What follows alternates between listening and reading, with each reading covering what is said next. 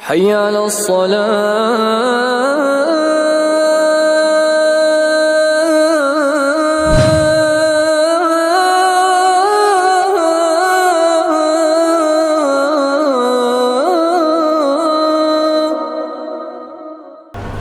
إن الحمد لله نحمده ونستعينه ونستغفره ونعوذ بالله من شرور أنفسنا ومن سيئات أعمالنا من يهده الله فلا مضل له ومن يضلل فلا هادي له وأشهد أن لا إله إلا الله وحده لا شريك له وأشهد أن محمدا عبده ورسوله أما بعد فإن خير الحديث كتاب الله وخير الهدي هدي محمد صلى الله عليه وسلم وشر الأمور محدثاتها وكل محدثة بدعة وكل بدعة ضلالة وكل ضلالة في النار فأعوذ بالله السميع العليم من الشيطان الرجيم من همزه ونفخه ونفثه بسم الله الرحمن الرحيم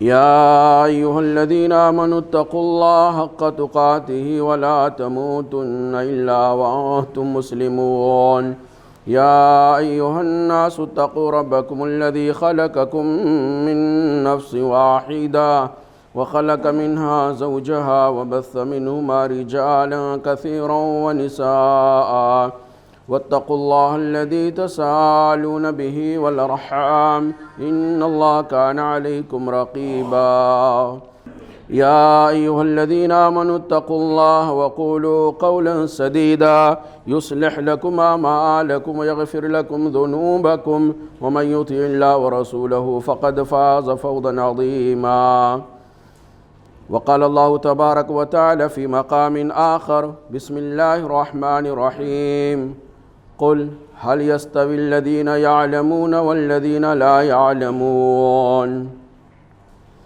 وقال النبي صلى الله عليه وسلم خيركم من تعلم القرآن وعلمه رواه البخاري اللهم صل على محمد وعلى آل محمد كما صليت على إبراهيم وعلى آل إبراهيم إنك حميد مجيد اللهم بارك على محمد وعلى آل محمد كما باركت على إبراهيم وعلى آل إبراهيم إنك حميد مجيد اللهم انفعني بما علمتني وعلمني ما ينفعني وزدني علما اللهم آتِ نفسي تقواها وزكها أنت خير من زكاها أنت وليها ومولاها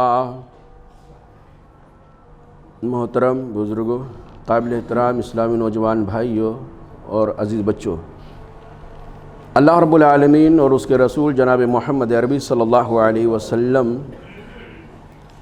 گنتی کے چند احکام کو چھوڑ کر کے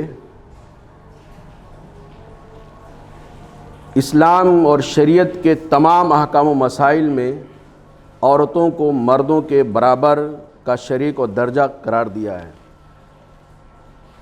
گنتی کے چند احکام ہیں جہاں پہ اسلام نے، اللہ اس کے رسول صلی اللہ علیہ وسلم نے خصوصی مسائل جو عورتوں سے متعلق ہے وہ بیان کیے ہیں، باقی تمام مسائل نیکی اور بھلائی کے تمام خیر کے کام جو مردوں کے لیے ہے وہی کام، وہی نیکیاں، وہی خیر عورتوں کو بھی اللہ رب العالمین نے کرنے کا حکم دیا ہے۔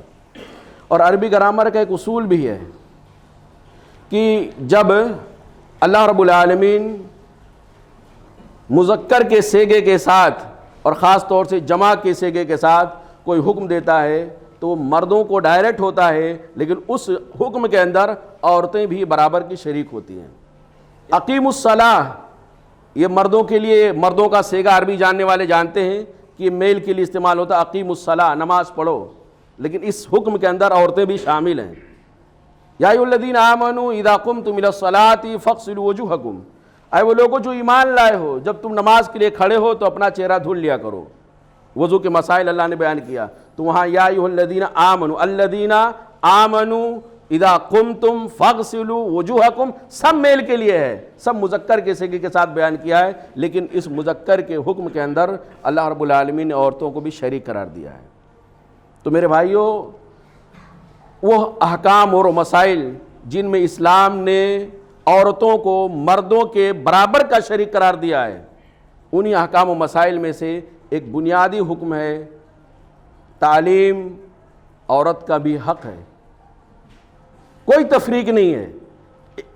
تعلیم کے معاملے میں، تعلم کے معاملے میں اور ہنر کے معاملے میں اسلام نے مرد اور عورت کے درمیان خط امتیاز کھینچنے کو جائز نہیں قرار دیا ہے۔ تعلیم جیسے مردوں کے لیے ضروری ہے، علم کا سیکھنا جیسے مردوں کے لیے ضروری ہے، ویسے ہی عورتوں کے لیے بھی ضروری ہے۔ تو آج کی خطبہ جمعہ کا عنوان تعلیم عورتوں کا بھی حق ہے، اس عنوان سے انشاءاللہ کچھ چیزیں تمہید کے طور پہ آپ کے سامنے پیش کرنے کی کوشش کروں گا۔ قرآن کریم کے اندر اللہ رب العالمین نے جو سب سے پہلا حکم نازل کیا ہے وہ ہم اور آپ جانتے ہیں، اقرا۔ قرآن کی سب سے پہلی آیت، اسلام کا سب سے پہلا لفظ جو محمد رسول اللہ صلی اللہ علیہ وسلم کے اوپر نازل ہوا اور محمد بن عبداللہ کو اٹھا کر کے محمد رسول اللہ بنایا، وہ اقرا، پہلا حکم اللہ تعالیٰ کا۔ جبکہ اس سماج کے اندر اقرا کا مطلب پڑھو، جبکہ اس سماج کے اندر شرک کا انبار تھا، خانہ کعبہ بتوں سے بھرا ہوا تھا، لوگوں کے دلوں کے اندر بت پرستی کوٹ کوٹ کر سمائی ہوئی تھی، بے شمار گناہ تھے، سب سے بڑا جو گناہ تھا وہ شرک سماج کے اندر عروج پہ تھا، لیکن اللہ تعالیٰ نے اس سے بچنے کا حکم بعد میں دیا۔ پہلے کا اقرا، پڑھو اپنے اس رب کے نام سے، اقرا بسم ربک الذی خلق، پڑھو اپنے اس رب کا نام لے کر کے جس نے انسان کو پیدا کیا، خلق الانسان من علق، اور انسان کو اللہ تعالیٰ نے لوتھڑے سے پیدا کیا۔ 5 آیتیں اللہ تعالیٰ نے نازل کیا۔ تو اس آیت کے حکم کے اندر پڑھو، یہ صرف مسلمانوں کے لیے، مسلمان مردوں کے لیے نہیں ہے، یہ مسلمان عورتیں بھی اس کا مکلف ہیں۔ جیسے مردوں کے لیے فرض ہے، ضروری ہے علم کا حاصل کرنا، ویسے عورتوں کے اوپر بھی علم کا حاصل کرنا برابر کا ضروری اور برابر کا فرض ہے۔ اللہ رب العالمین نے ایک جگہ ارشاد فرمایا، قُلْ هَلْ يَسْتَوِي الَّذِينَ يَعْلَمُونَ وَالَّذِينَ لَا يَعْلَمُونَ، آپ کہہ دیجئے، محمد رسول اللہ صلی اللہ علیہ وسلم سے کہلوایا جا رہا ہے، هَلْ يَسْتَوِي الَّذِينَ يَعْلَمُونَ وَالَّذِينَ لَا يَعْلَمُونَ، کیا وہ لوگ جو جانتے ہیں، جو علم والے ہیں وہ لوگ، اور کیا وہ لوگ جو علم والے نہیں ہیں، جو جانتے نہیں ہیں، دونوں برابر ہو سکتے ہیں؟ قُلْ هَلْ يَسْتَوِي الَّذِينَ يَعْلَمُونَ وَالَّذِينَ لَا يَعْلَمُونَ، کہہ دیجئے کیا وہ لوگ جو جاننے والے ہیں اور جو نہ جاننے والے ہیں، ایک عالم اور ایک جاہل، ایک علم والا اور ایک جہل والا، دونوں برابر ہو سکتے ہیں؟ ہرگز نہیں برابر ہو سکتے ہیں۔ دیکھیے تمیز جو اللہ تعالیٰ نے بتایا، جو تفریق اللہ نے بتایا، وہ یہ نہیں بتایا کہ کیا مرد اور عورت برابر ہو سکتے ہیں۔ آپ پورے قرآن میں دیکھ ڈالیجئے، درجات کی بلندی کا معاملہ ہو یا اللہ رب العالمین کی رحمتوں کے حصول کا معاملہ ہو، جنت میں دخول کا معاملہ ہو، کہیں بھی اللہ رب العالمین نے اس بات کو نہیں بیان کیا ہے کہ یہ مرد ہے اس لیے اللہ کا زیادہ پیارا بندہ ہے اور یہ عورت ہے، عورت ہونے کے ناطے اس کا درجہ کم ہے۔ جو تفریق اللہ نے بیان کیا وہ علم اور جہل کا، علم والا اور علم والا نہ ہونے کی تفریق بیان کیا۔ تو جیسے مردوں کے لیے ضروری ہے کہ علم حاصل کر کے بلندی کو پہنچیں، بلندی کو چھوئیں، عروج پر جائیں، ایسے عورتوں کے لیے بھی اللہ رب العالمین نے ضروری قرار دیا ہے۔ اگر وہ امتیاز اپنے آپ کو چاہتی ہیں، ممتاز بنانا چاہتی ہیں، تو اس کے لیے ضروری ہے کہ علم حاصل کریں۔ تیسری آیت اللہ رب العالمین نے ارشاد فرمایا، یرفع اللہ الذین آمنوا منکم والذین اوتوا العلم درجات، اللہ رب العالمین درجات کو بلند کرتا ہے، اللہ رب العالمین درجات کو بلند کرتا ہے ان لوگوں کی جو تم میں سے ایمان لائے، چاہے مرد ہو چاہے عورت ہو۔ ایمان والوں کا درجہ اللہ تعالیٰ نے بلند کیا ہے بے ایمانوں پر، کفر اور شرک کرنے والوں پر۔ والذین اوتوا العلم درجات، اور ان لوگوں کا بھی درجہ اللہ بلند کرتا ہے جو علم والے ہیں۔ اب وہ علم والے جو اپنے درجات کو بلند کرنا چاہتے ہیں، ان میں عورتوں کے لیے بھی ضروری ہے، مردوں کے لیے بھی ضروری ہے۔ تو یہاں بھی اللہ تعالیٰ نے درجات کی بلندی علم اور نا علم والوں کے درمیان اللہ تعالیٰ نے تفریق کیا ہے۔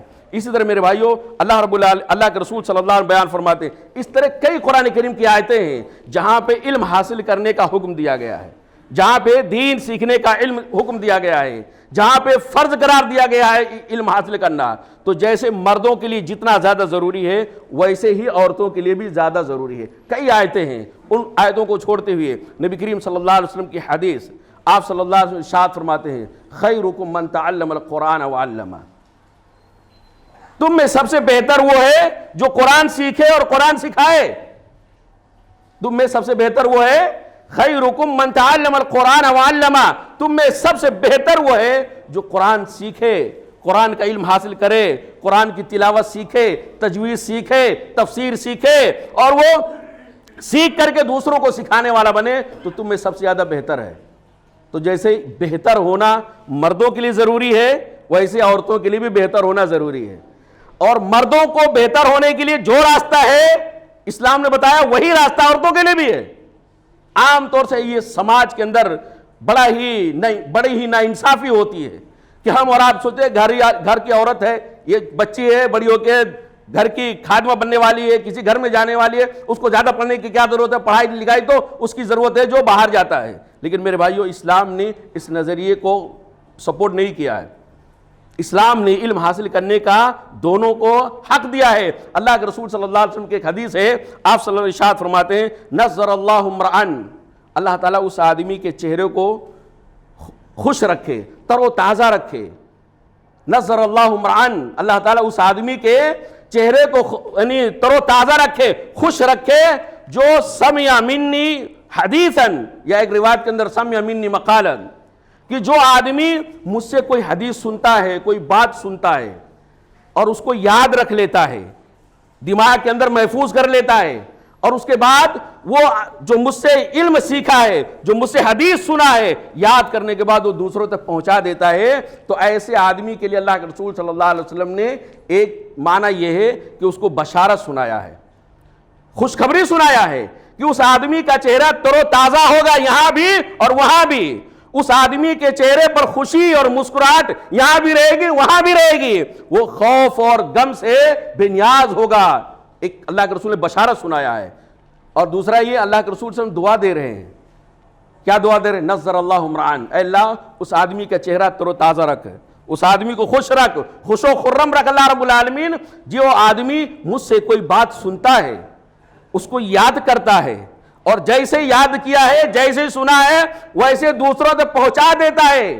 کیوں پہنچا دیتا ہے؟ نبی کریم صلی اللہ علیہ وسلم ارشاد فرماتے ہیں کہ رب حامل فقہ، کیونکہ کبھی ایسا ہوتا ہے کہ ایک آدمی جس نے کوئی حدیث سنا، کوئی علم حاصل کیا، اس کو یاد کر لیا، لیکن سمجھ نہیں پایا بہت اچھے سے، یاد کر لیا اچھے سے، لیکن سمجھنے میں اس درجے کو نہیں پہنچ پایا جس درجے پر پہنچنا چاہیے۔ یاد تو کر لیا، یاد کرنے کے بعد دوسرے آدمی تک فارورڈ کر دیا، دوسرے آدمی تک پہنچا دیا، تو بہت ممکن ہے کہ جس آدمی تک پہنچایا جا رہا ہو وہ اس سے سمجھ میں زیادہ ہو، وہ زیادہ نقطہ نکال لے جائے، یاد اس کو زیادہ ہے، لیکن جب اس کے کان میں پڑتی ہے سامنے والے کی، تو بہت ممکن ہے کہ اس سے بہت عجیب و غریب اور یعنی حالات کے اعتبار سے بہت اہم مسئلہ اخذ کر لے جائے، مستنبط کر لے مسائل۔ یہ اس آدمی کے لیے ممکن ہے جو زیادہ جس کے پاس پہنچایا جاتا ہے۔ آپ ذرا ایک واقعہ یہاں پہ نوٹ کر لیے ضمناً میرے بھائیوں، صلح حدیبیہ کے موقع پہ اللہ کے نبی صلی اللہ علیہ وسلم عمرہ کرنے کے لیے نکلے تھے، راستے میں کافروں نے روک دیا تھا، اب تم کو یہاں سے نہیں جانا ہے، لیکن اللہ کے رسول صلی اللہ علیہ وسلم طے کر کے نکلے تھے۔ وہاں پہ اللہ کے نبی صلی اللہ علیہ وسلم نے کہا دیکھو اب ہم لوگ یہاں سے واپس جائیں گے، مکہ نہیں جائیں گے، بغیر عمرہ کے ہم واپس جائیں گے۔ اللہ کے رسول صلی اللہ علیہ وسلم نے کہا کہ بال کو اتروا دیں گے، یعنی عمرہ کی نیت کیا تھا، راستے میں راستہ سازگار نہیں رہا، راستے میں رکاوٹ کھڑی ہو گئی، تو ہماری نیت کا ہم کو اللہ تعالیٰ ثواب دے گا، لہذا ایک کام کرتے ہیں کہ بال کا، جسے عمرے میں بال کو حلق کرایا جاتا ہے یا کٹایا جاتا ہے، تقصیر کرایا جاتا ہے، ہم وہی کر لیں گے۔ لیکن صحابہ کرام کے اندر اتنی زیادہ غیرت تھی اور جوش تھا کہ نہیں، اللہ کے رسول صلی اللہ علیہ وسلم ہم دب کے صلح نہیں کریں گے، ہم جائیں گے عمرہ کر کے آئیں گے، چاہے تلوار کی نوک پہ کرنا پڑے۔ اللہ کے رسول صلی اللہ علیہ وسلم کہہ رہے نہیں بھائی، آپ لوگ بال اتروا دیجئے، بال کی کٹنگ کرا دیجئے، اور ہم کو عمرہ کا ثواب یہی مل گیا بغیر عمرہ کیے۔ لیکن صحابہ کرام، وہ صحابہ جو نبی کریم صلی اللہ علیہ وسلم کے حکموں پہ جان قربان کر دینے والے تھے، نبی صلی اللہ علیہ وسلم کے ابرو کا اشارہ ہو جائے تو اپنی گردن پہ کٹوا سکتے تھے، ایسے ایسے صحابہ کرام تھے۔ لیکن اس موقع پہ اللہ کے رسول صلی اللہ علیہ وسلم حکم دے رہے ہیں کہ تم لوگ ایسا کر ڈالو، لیکن کوئی تیار نہیں ہو رہا ہے۔ گھبرا گئے اللہ کے رسول صلی اللہ علیہ وسلم، یہ میرے صحابہ کو کیا ہو گیا؟ اچانک اتنا زیادہ یعنی ہمارے حکموں کی نافرمانی کرنے کا ان کو جذبہ کہاں سے آ گیا، یہ خیال کہاں سے آ گیا؟ اللہ کے رسول صلی اللہ علیہ وسلم کچھ ڈیسیجن لیتے کیا کیا چاہے، گھبرائے اپنے خیمے کے اندر آئے، نبی کریم صلی اللہ علیہ وسلم کی زوجہ محترمہ، کہا اللہ کے رسول کیا ہوا؟ کہا ایسا معاملہ باہر ہو گیا ہے اور میں کہہ رہا ہوں بال اتروا کے واپس چلو، عمرے کا ثواب مل گیا، لیکن کوئی تیار ہی نہیں ہو رہا۔ وہ عورت ذات ہو کر کے اس نے کہا اللہ کے رسول صلی اللہ علیہ وسلم اس میں کوئی بڑا مسئلہ نہیں ہے، کوئی مسئلہ نہیں ہے، اگر یہ لوگ آپ کی بات نہیں مانتے ہیں اور ہلاک کرانے کے لیے یا تکفیر کرانے کے لیے تیار نہیں ہیں تو آپ ان کے سامنے نائب کو بلائیے اور اپنے سر کے بال کو اتروائیے، پھر آپ دیکھیے منظر۔ اللہ کے رسول صلی اللہ علیہ وسلم گئے، جب اپنے سر کے بال کو اتروایا تو یہ دیکھ کر کے تمام صحابہ کرام اپنا تقصیر اور اپنا حلق کرانے لگ جاتے ہیں۔ کہنے کا مطلب میرے بھائیوں کہ دیکھ اس نازک ترین موقع پہ نبی کریم صلی اللہ علیہ وسلم کا سپورٹ کس نے کیا؟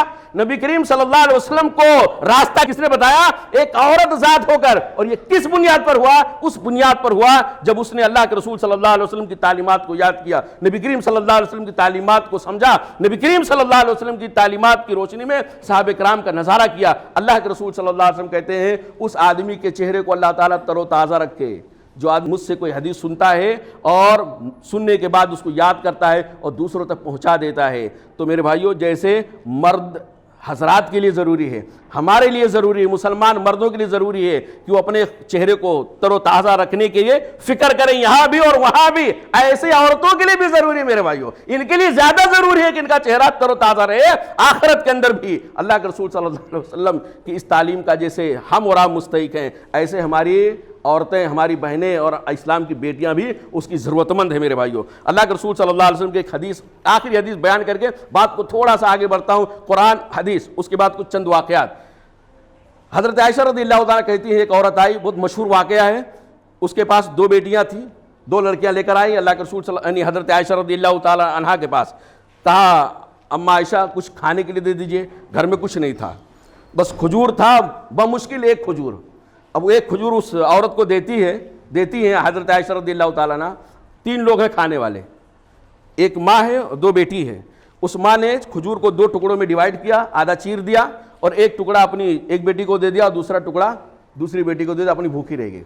نبی کریم صلی اللہ علیہ وسلم کی زوجہ محترمہ حضرت عائشہ رضی اللہ عنہ یہ منظر دیکھ کر کے تھوڑا تڑپ جاتی ہیں کہ دیکھو یہ ماں ہوتی ہے، ماں ہوتی ہے۔ اللہ کے رسول صلی اللہ علیہ وسلم جب واپس آئے تو حضرت عائشہ رضی اللہ تعالیٰ نے پوری کیفیت بتایا، پورا واقعہ سنایا، تو اللہ کے نبی صلی اللہ علیہ وسلم نے ارشاد فرمایا من ابتلی من ہذہ، وہ آدمی جو ان بیٹیوں کے ذریعے سے آزمائش میں ڈالا جائے، من ابتلی من ہذہ البنات بشیء، جو آدمی ان بیٹیوں کی وجہ سے آزمائش میں ڈالا جائے، بیٹیاں آنا یہ آزمائش کا ذریعہ اللہ رب العالمین نے قرار دیا ہے۔ محمد رسول اللہ صلی اللہ علیہ وسلم نے کہا جس آدمی کو ان بیٹیاں دے کر کے آزمایا جائے اور پھر ان کے ساتھ وہ فاحسن الیہن، اور ان کے ساتھ حسن سلوک کرے، احسان کرے، اور سب سے بڑا احسان کیا ہو سکتا ہے؟ سب سے بڑا احسان اپنی اولاد کے لیے اور اس حدیث کے مطابق اپنی بیٹیوں کے لیے سب سے بڑا احسان کیا ہو سکتا ہے میرے بھائیوں؟ سب سے بڑا احسان یہ ہے کہ ان کو دین سکھا دے، عقیدہ سکھا دے، اسلام سکھا دے، مضبوطی کے ساتھ سکھا دے، یہ سب سے بڑا احسان ہے۔ تو اللہ کے نبی صلی اللہ علیہ وسلم نے کہا جن کو ان بیٹیوں کے ذریعے سے آزمائش میں ڈالا جائے اور پھر اب اس کے اپنی بیٹیوں کے ساتھ احسان کا معاملہ کرے۔ اور دوسری روایتوں کے اندر ہے کہ ان بیٹیوں کو اپنے یعنی بیٹوں کو ان بیٹیوں پر ترجیح نہ دے، بیٹیوں کو بیٹوں کے مقابلے میں کمتر نہ سمجھے، تو یہ بیٹیاں اس کے لیے قیامت کے دن اس کے اور جہنم کے بیچ میں آڑ بن جائیں گی۔ یعنی آدمی ان بیٹیوں کی پرورش کی وجہ سے، ان بیٹیوں کو تعلیم و تربیت سکھانے کی وجہ سے، ان بیٹیوں کو ان کے ذمہ داریوں کو ادا کرنے کا طور طریقہ سکھانے کی وجہ سے اللہ رب العالمین کے عذاب سے بچ جائے گا۔ یہ بیٹیاں اللہ رب العالمین کے عذاب سے اپنے والدین کو بچانے کا ایک ذریعہ بنتی ہیں۔ تو میرے بھائیوں یہ چند قرآن کی آیتیں اور چند حدیثیں جس میں اس بات کا حکم دیا گیا ہے کہ انسان کو علم حاصل کرنا چاہیے اور درجات کی بلندی کا معاملہ ہو، یہ سب کے سب چیزوں میں عورتیں بھی مردوں کے ساتھ شانہ بشانہ شامل ہیں۔ عورتوں کے لیے کیوں ضروری ہے علم؟ یہ اصل میں جو عنوان میں نے اٹھایا ہے یہ بہت ہی کڑھن کے ساتھ اٹھایا ہے۔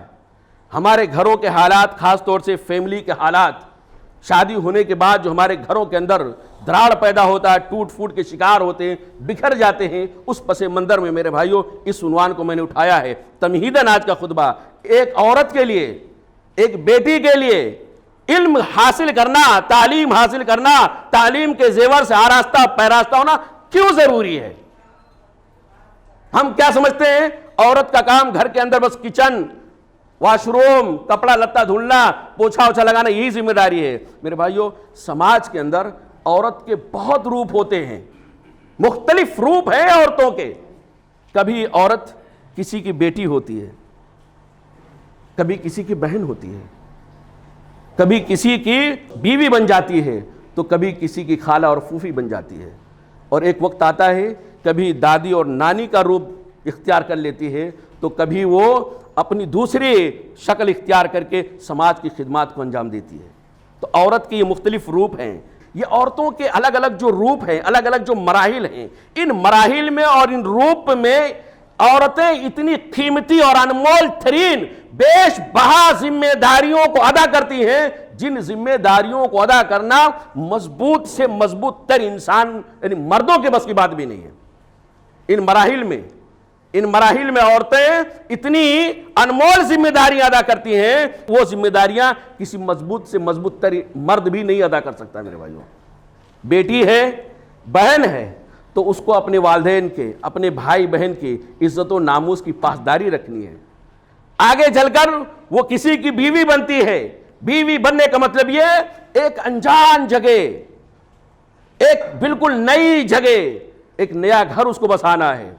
شوہر کیسا ہے، اس کو کیسے ہینڈل کرنا ہے، اس کی دیکھ ریکھ کیسے کرنا ہے، اس کی خدمت کیسے کرنی ہے، یہ عورت کی ذمہ داری بیوی بننے کے بعد ہوتا ہے۔ اور پھر اس کے بعد وہ عورت آگے جا کے ماں بن جاتی ہے، ایک شکل اس کی ماں کی بھی ہے۔ ماں بننے کے بعد شوہر تو تھا ہی، شوہر کی ذمہ داریاں تو تھیں، اس کے گھر کا کام کاج تو تھا ہی، اب ماں بننے کے بعد اس عورت کے اوپر ایک بھاری ذمہ داری بنتی ہے اپنی اولاد کی اسلامی تربیت۔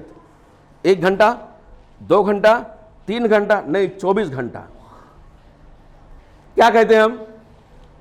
بچوں کا پہلا مدرسہ گھر، اور پہلی ٹیچر ماں، جانتے؟ اس کے بعد پھر یہ یعنی بیوی بننے کے بعد اس کو ایک نیا گھر بسانا پڑتا ہے۔ ماں بننے کے بعد اس کو اپنے اولاد کی صالح نیک تربیت کے لیے 24 گھنٹہ وقف کرنا پڑتا ہے۔ پھر ایک شکل آتی ہے اس عورت کی جب وہ دادی اور نانی بن جاتی ہے۔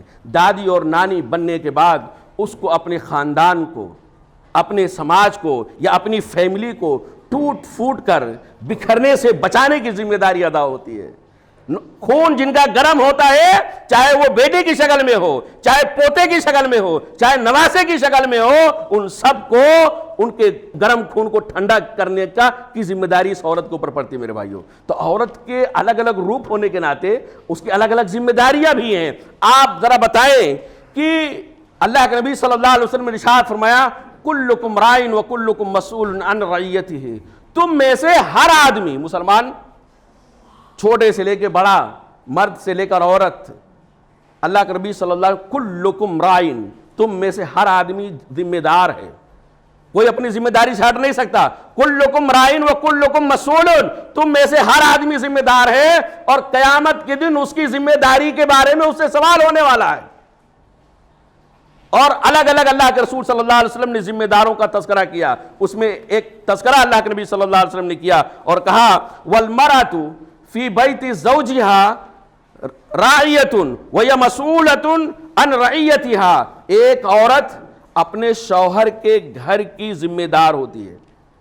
ایک عورت اپنے شوہر کے گھر کی ذمہ دار ہوتی ہے، اس کے گھر کے نظام کو نظم و ضبط کے ساتھ چلانا، اس کے گھر کی صفائی ستھرائی کا خیال رکھنا، اس کے بال بچوں کا خیال رکھنا، اپنے شوہر کی خدمت کرنا، اپنے شوہر کے یہاں آنے والے اس کے یعنی مہمانوں کی خاطر مدارت کرنا، اس کے والدین کے خیال رکھنا، یہ سب عورت کی ذمہ داریوں میں سے اہم ذمہ داری ہے۔ اور کل قیامت کے دن اس عورت سے اس کے شوہر کے گھر کے بارے میں سوال ہوگا، اس عورت سے اپنے شوہر کے حقوق کے بارے میں سوال ہوگا، اس عورت سے اپنے بچوں کو تعلیم سکھانے کے معاملے میں سوال ہونے والا ہے، اس عورت سے اپنے شوہر کے مہمانوں کی ضیافت کے متعلق سوال ہونے والا ہے۔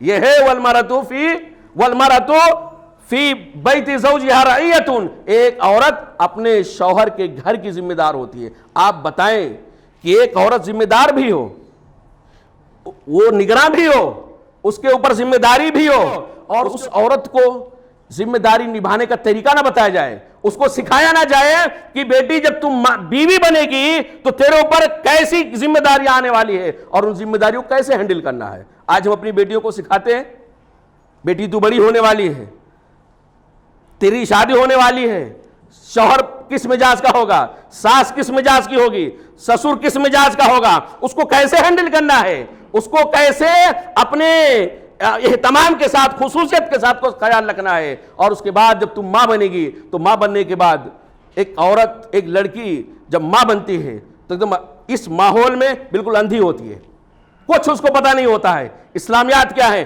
نہ جانے کتنے کتنے خرافات اس ٹائم پہ پال کے رکھتی ہے۔ میرے بھائیوں، تو آپ بتائیں کہ ایک عورت کو اسلام ذمہ دار بھی بنائے، نگراں بھی بنائے، قیامت کے دن اس سے پوچھا بھی جائے اور اس کو تعلیم کا کوئی نظم و ضبط بھی نہ رہے، اس کو ہنر بھی نہ سکھایا جائے کہ گھر کو چلایا کیسے جاتا ہے۔ میرے بھائیوں، عورت کی ذمہ داریاں جیسے اس کی روپ بہت ہیں ویسے ذمہ داریاں بہت ہیں، سکھانے کی ضرورت ہے۔ یہ عورت کل بڑی ہو کر کے بہت ممکن ہے کہ اپنے باپ کے سر سے یا اپنے باپ کے اوپر سے اونٹ کی اوجھڑی ہٹانے کی ضرورت پڑ سکتی ہے۔ فاطمہ رضی اللہ تعالیٰ عنہ نڈر ہونی چاہیے، عورتوں کو، بچیوں کو نڈر بنانے کی ضرورت ہے اسلام کی تعلیمات کے دائرے میں، اس کو بہادر بنانے کی ضرورت ہے، اس کو طاقتور بنانے کی ضرورت ہے۔ پتہ نہیں حالات کیسے آ جائیں، فاطمہ رضی اللہ تعالیٰ عنہ کا کردار اس کو ادا کرنا پڑ سکتا ہے، اس کو حضرت خدیجہ رضی اللہ تعالیٰ عنہ کا کردار ادا کرنا پڑ سکتا ہے۔ کیا کردار حضرت خدیجہ رضی اللہ تعالیٰ عنہ نے نبھایا تھا میرے بھائیوں؟ نبی کریم صلی اللہ علیہ وسلم جو آپ رضی اللہ تعالیٰ عنہ کے شوہر ہیں، غار حرا سے چکنا چور ہو کر کے آئے، خوف اور ہراس اور دہشت آپ کے اندر سمایا ہوا تھا، آپ تھر تھر تھر تھر کانپ رہے تھے، چادر اڑاؤ چادر اڑاؤ۔ اللہ کے رسول نے کہا تھا، کمبل اڑایا، تھوڑا سکون ہوا تو بولے کیا ہوا؟ بولے ایسا سے میرے ساتھ ہوا ہے، گھبرائے ہوئے۔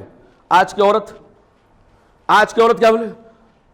کچھ تو ہو گیا ہے، کسی نے کچھ تو کر دیا ہے، یہ تو بھاری چیز ہے، بہت ڈینجر چیز ہے۔ حضرت خدیجہ رضی اللہ تعالیٰ نے کہا، او میرے شوہر، آپ کو ڈرنے کی ضرورت نہیں ہے، آپ گھبرائے نہیں، آپ جیسے انسان کو اللہ ہلاک کرے گا، آپ جیسے انسان کو اللہ برباد کرے گا نہیں، آپ اللہ کے نبی صلی اللہ علیہ وسلم کی خوبیوں کو گنا کر کے، نبی کریم صلی اللہ علیہ وسلم کی خوبیاں اور صفات کو گنا کر کے، آپ تو غریبوں کی مدد کرتے ہیں، آپ تو مہمان نواز ہیں، آپ دوسروں کا بوجھ اپنے سر پہ اٹھا لیتے ہیں، آپ کو اللہ تعالیٰ ہلاک نہیں کرے۔ گھبرائے نہیں، تسلی دیا، دل کو ڈھارس پہنچایا۔ بیٹے کا انتقال ہو گیا، اللہ اکبر، شوہر آیا، بیٹا کیسا ہے؟ طبیعت خراب تھی پہلے سے، بولا کیا ہوا بیٹے کا؟ بولا بیٹا بہت آرام ہو گیا، پہلے سے بہت سکون میں ہے، ایک دم اطمینان میں ہے۔ شوہر کو کیا پتا کہ اطمینان کا مطلب کیا ہے، سکون کا مطلب کیا ہے؟ یہ کردار ہماری بہنوں نے، ہماری ماں نے ادا کیا میرے بھائیوں۔ وہ صحابیہ کہتی ہے کہ بیٹا پہلے سے بہت زیادہ اطمینان میں، بہت زیادہ سکون میں ہے، راحت میں ہے۔ شوہر نے سمجھا شاید دوا اثر کیا ہوگا، دعا اثر کیا ہوگا، وہ صحیح ہو گیا ہوگا۔ کھائے پیے، بناؤ سنگار سب کچھ ہوا۔ اس کے بعد دیکھیں نرالا انداز، یہ تربیت کا نتیجہ تھا، یہ تعلیم کا نتیجہ تھا، یہ دینی منہج پر، دین کے طریقے پر، یعنی ان کا تربیت کا معاملہ تھا۔ اس عورت نے کہا، آپ بتائیں ایک آدمی نے مجھے کوئی سامان دیا امانت کے طور پہ، میں اس کو رکھ لی، کل وہ اگر آتا ہے لینے کے لیے، پرسوں اگر آتا ہے وہ لینے کے لیے، تو میری کیا ذمہ داری بنتی ہے؟ وہ سامان دینا چاہیے کہ نہیں دینا چاہیے؟ معمولی سب، کوئی اتنا بہت سوچنے کی ضرورت ہے کیا؟ دماغ کھپانے کی ضرورت ہے؟ بھائی جواب سب کو پتا ہے کہ بھائی اس نے آپ کے پاس امانت کے طور پہ رکھا تھا، اب وہ امانت جس کا تھا وہ آیا لینے کے لیے، واپس کر دو۔ اس صحابی نے کہا، او اللہ کی بندی، اس میں کوئی بڑا مسئلہ ہے کیا؟ بھائی اس نے جب آیا ہے اپنا سامان لینے کے لیے تو سامان اس کو واپس کر دو، وہ امانت کے طور پہ دیا تھا، امانت واپس لے رہا، امانت دے دو۔ کہا ہاں، بیٹا اللہ کی امانت تھا. سمجھانے کا طریقہ دیکھیں, یہ تربیت کا اور تعلیم کا نتیجہ تھا. بیٹا میرا نہیں تھا, آپ کا نہیں تھا, بیٹا کس کا تھا؟ اللہ رب العالمین کی طرف سے ہدیہ ملا تھا. اللہ رب العالمین نے ہم کو ہمارے پاس بطور امانت کے دیا تھا. اللہ نے اس بیٹے کو جو امانت کی شکل میں دیا تھا اپنے پاس لے لیا ہے. ایسا معاملہ ہے, دیکھا. تو یہ اگر شروع ہی میں ابتدائی میں ایسا کہہ دے وہ تو انتقا ہماری ہے. اللہ اکبر. گھر میں کوئی بڑا سا حادثہ یا چھوٹا سا حادثہ ہو جائے, ہماری عورتوں کا مزاج یہ ہے کہ گھر کے دروازے پر ٹکٹکی بات کر دیکھتی ہے. کوئی آئے, شوہر آئے, ابا آئے, اور جیسے آئے دھاڑے مار کے پورے گھر کو جہنم بنا کے رکھ دیتی ہے, سب کا سکون غارت کر دیتی ہے. میرے بھائیو, یہ حضرت ام طلحہ رضی اللہ تعالیٰ عنہ کا انداز دیکھیے میرے بھائیو, کہ باقاعدہ عورت یعنی اپنے شوہر کو کتنے بہترین طریقے سے ہینڈل کیا کہ ان کو ذرا برابر بھی دکھ بھی نہیں ہوا. سکون سے کھائے, سکون سے پیا, اور سکون سے بیوی کے ساتھ سوئے, اور صبح ہونے کے بعد اس عورت نے بتایا کہ ایسا ایسا معاملہ ہو گیا میرے بھائیو. تو یہ عورت کو جو اس کی کردار ہیں, جو اس کا روپ ہے, ویسے اس کی ذمہ داریاں ادا کرنے کی ضرورت پڑ سکتی ہے. اور یہی نہیں میرے بھائیو, ایک عورت کو پتہ نہیں زندگی کے اندر کیسے کیسے مراحل آ جائیں. اس کو حضرت عبداللہ ابن مسعود رضی اللہ تعالیٰ عنہ جیسے غریب شوہر کی مالی مدد کی بھی ضرورت پڑ سکتی ہے. آج ہم تو گن گن کے دیتے ہیں, جو اس کا رہتا ہے وہ بھی نہیں دیتے ہیں. ہم تو اپنی عورتوں کو گن گن کے دیتے ہیں, جو اس کا رہتا ہے وہ بھی نہیں دیتے ہیں. اس کی وجہ سے کیا ہو گیا, حضرت عبداللہ ابن مسعود رضی اللہ تعالیٰ عنہ کو اپنے گھریلو ذمہ داریوں کو ادا کرنے میں دقت آ رہی تھی. بیوی سنبھال کے رکھی تھی, چونکہ ماحول ایسا تھا کہ اس کو میراث کے اندر اور دیگر بہت ساری جگہوں سے اس کو ملتا رہتا تھا الحمدللہ. تو اس نے کہا آپ کی حالت بہت نازک لگ رہی ہے. بیوی نے کہا شوہر سے, ایک کام کرو میں تم کو زکوٰۃ دے دوں.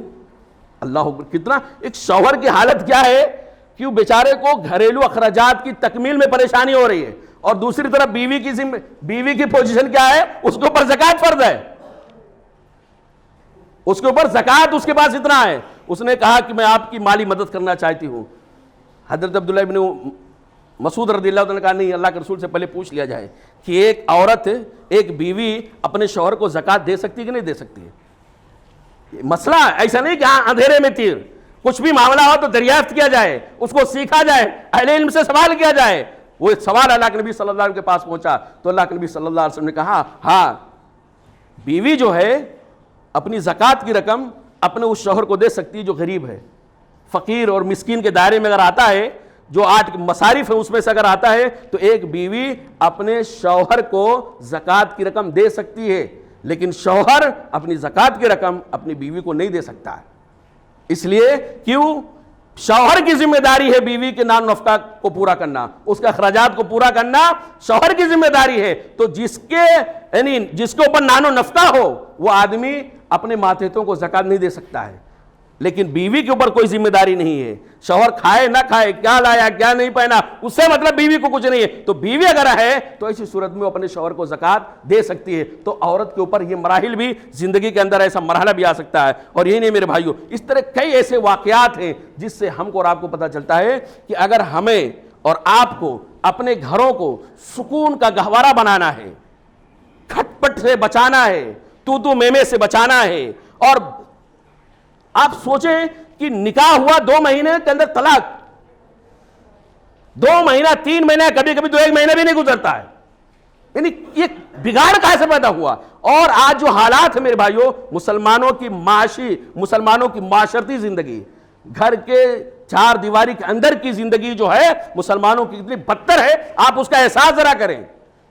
ایک تو ایسے اب ہماری بہنوں کی شادیاں نہیں ہو رہی ہیں, لڑکیوں کی شادیاں نہیں ہو رہی ہیں, اور جن کی شادیاں ہو رہی ہیں ان میں سے میں 70-75% تو ایسے ہیں کہ اس میں فوراً الگ ہو جاتے ہیں, یا جو کچھ رہتے ہیں وہ بیچارے گھٹ گھٹ کے جیتے ہیں, نہ بہترین جی پاتے ہیں نہ اچھے سے مر پاتے ہیں, لیکن چاہتے ہیں چلو ٹھیک ہے اسے زندگی کاٹو. تو اس کا سبب یہ ہے، اس کا ریزن یہ ہے کہ ہم نے اور آپ نے اپنے بچیوں کے اوپر جس چیز پر زیادہ دھیان دینا چاہیے اس طرف ہمارا دھیان نہیں گیا ہے، اور جو چیزیں گھروں کو بگاڑنے والی ہیں، گھروں کو اجاڑنے والی ہیں، ہم اپنی بیٹی کو وہی چیز دینے پر اتار ہوئے ہیں۔ اس لیے میرے بھائیوں، اگر ہمیں اور آپ کو اپنے گھروں کو سکون کا گہوارہ بنانا ہے، گھروں کے اندر پیار و محبت کا ماحول پیدا کرنا ہے، تو اس کے لیے باپ کی بھی ذمہ داری ہے، بیٹی کی بھی یعنی ماں کی بھی ذمہ داری ہے، اس کے بھائیوں کی بھی ذمہ داری ہے کہ عورتوں کو اسلامی تعلیمات سے آراستہ کریں اور صحابیات کے واقعات سنائیں اور صحابہ کرام کے واقعات سنائیں۔ یہ حضرت خدیجہ رضی اللہ تعالیٰ عنہ، حضرت زینب رضی اللہ تعالیٰ عنہ، حضرت عبداللہ بن مسعود رضی اللہ تعالیٰ عنہ کی اہلیہ کا واقعہ، اس طرح دیگر کئی ایسے صحابیات کے واقعات ہیں۔ ہماری عورتوں کو صحابیات کے نام نہیں پتہ ہوتا ہے، ان کی زندگی کہاں سے پتہ رہے گی، وہ غلط چیزیں مطالعہ کرتی ہیں میرے بھائیوں۔ اس لیے گھروں کے اندر صحابیات کے واقعات سنائے جائیں، اس کا اہتمام کیا جائے، پڑھنے کے لیے دیا جائے، تو انشاءاللہ دیکھیے چند سالوں کے اندر ہمارے گھروں کی کیا کیفیت ہوتی ہے۔ اللہ رب العالمین سے دعا ہے کہ اللہ رب العالمین ہمیں صحیح سمجھ عطا فرمائے۔ جس چیز کو اسلام نے امپورٹنٹ دیا ہے، اہمیت کا حامل قرار دیا ہے، اور جو ہم سے مس ہو رہا ہے، اللہ تعالی ہمیں اس مسٹیک سے اور اس غلطی سے اللہ تعالی ہمیں بچنے کی توفیق عطا فرمائے، اور جس غلط راستے پہ ہمارا رویہ ہو چکا ہے اللہ تعالی ہمیں اس کی اصلاح کرنے کی توفیق عطا فرمائے۔ اقول قولی ھذا استغفر اللہ لی ولکم ولسائر المسلمین فاستغفروہ انہ هو الغفور الرحیم۔ حی علی الصلاة